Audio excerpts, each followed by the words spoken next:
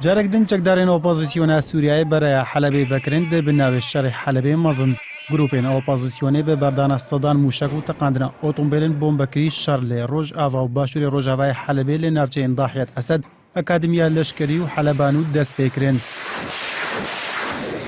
لگوری روانگاه سوری جبو مافی مروان هر یک جه حکومت و اپوزیسیونی آمدکارین مزن جبو وی شریک کرنا هر یک جوان دخوازی افشار یک عالی ببا هر لگوری روانگاه بسدما کتنا موشکن اپوزیسیونی لتاخین روجاوای حلبی پازده کشتی و زیادتی صد بریندار هنا ده همان درباره ده چکدارین اپوزیسیونی فروکخانه نافدولیت حلبی و فروکخانه نیروبیا لشکری لروجالت باجار حلبی به موشکن گراد تو باران کرن لگوری گروپین اپوزیسیونی آرمان جوان جوی اپراسیونی کاندنا دور پیچ سرتاخین روجالت حلبی و کنترل کنند تواهی باجار حلبی ده هم بردجی حکومت سوریای دخوازی بیک جاری مجار حلبی یک عالی بکا و حلبی وگرین بن کنترل خوا هر دیگر دست بکرنا شرح حلبی ده هجمارک موشکن اپوزیسیونی لناوچین لازقیه و قرده حوچند جهن نیزیک جه سربازگاه همین یا روسی کتن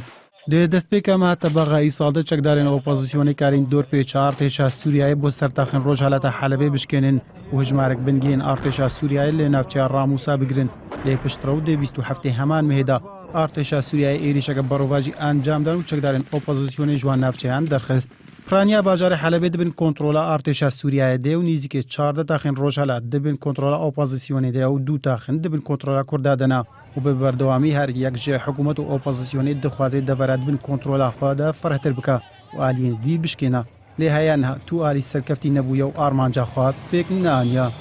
ابراهیم آدم NRT